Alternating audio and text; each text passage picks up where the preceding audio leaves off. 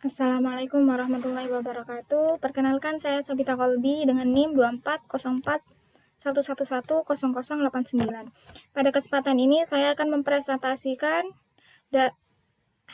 sistem reservasi aula yang meliputi arsitektur database-nya, fitur lanjutan yang digunakan, tantangan yang ditemukan, solusi yang diusulkan, evaluasi performa, serta rencana pengembangan ke depan.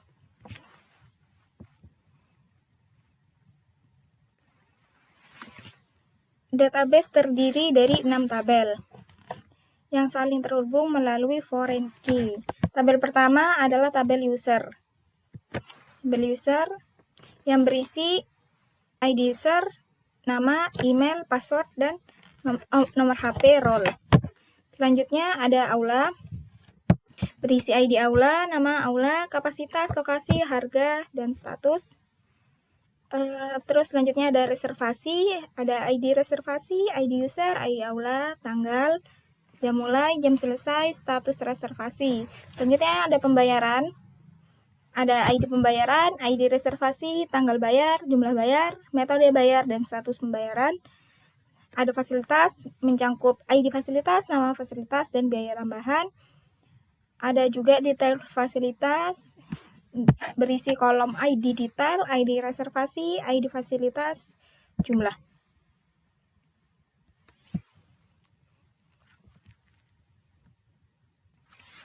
Selain tabel utama, database ini juga memanfaatkan beberapa fitur tambahan. Pertama, ada trigger. Yang pertama, trk_status_aula. Trigger ini berjalan setelah data reservasi diperbarui dan secara otomatis mengubah status aula menjadi dipakai ketika reservasi disetujui. Kedua, ada store producer yang namanya itu tambah reservasi. Prosedur ini mempermudah proses penambahan reservasi karena pengguna hanya perlu memasukkan parameter yang diperlukan. Kemudian, sistem ini akan langsung membuat data reservasi dengan status default pending. Ketiga, ada function. Untuk hitung durasi, fungsi ini digunakan untuk menghitung lama penggunaan aula berdasarkan jam mulai dan jam selesai menggunakan fungsi time_diff. Terakhir ada index tanggal pada kolom tanggal reservasi yang berfungsi mempercepat proses pencarian berdasarkan tanggal. Tantangan desain pada database. Dalam analisis database ditemukan beberapa tantangan yang perlu diperhatikan. Pertama, status aula belum otomatis kembali menjadi tersedia setelah reservasi selesai. Kedua, validasi waktu belum terjamin, masih ditemukan data dengan jam selesai lebih kecil daripada jam mulai yang seharusnya tidak diperbolehkan. Ketiga, keamanan password masih menggunakan hash MD5 yang saat ini sudah dianggap kurang aman. Keempat, performa database berpotensi menurun ketika jumlah data semakin besar karena indeks yang tersedia masih terbatas. Kelima, integritas pembayaran belum terjaga sepenuhnya, karena satu reservasi masih memungkinkan memiliki lebih dari satu data pembayaran.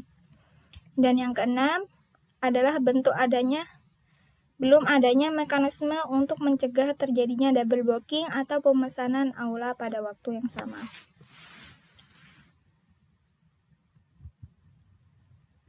Solusi yang diimplementasikan untuk mengatasi sebagai tantangan tersebut, beberapa solusi diusulkan. Pertama, menambahkan trigger.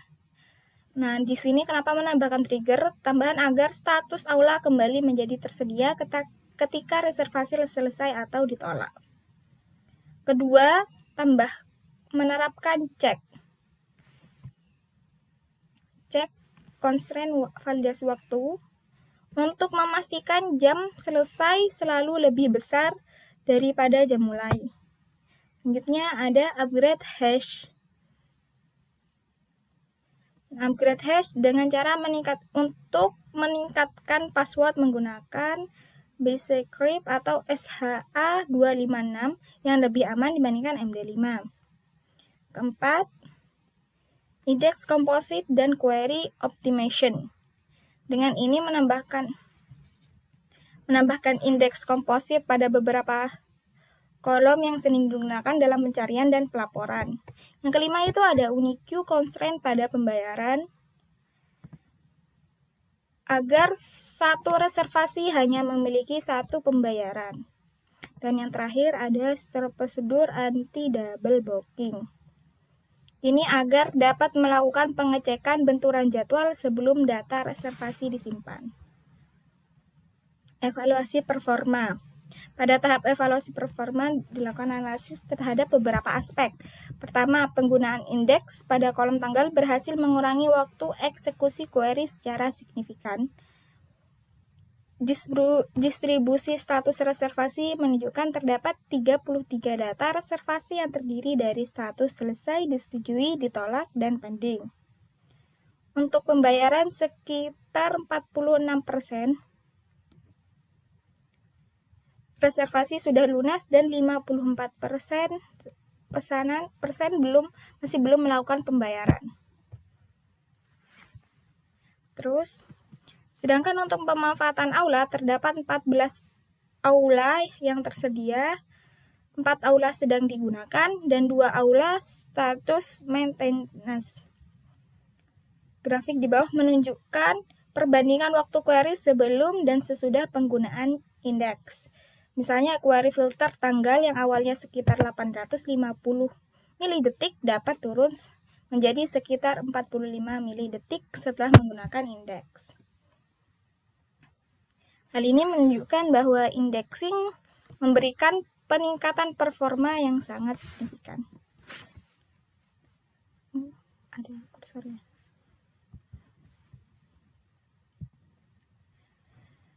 Pengembangan lanjutan. Pengembangan sistem dibagi menjadi 3 tahap, jangka pendek, jangka menengah, dan jangka panjang.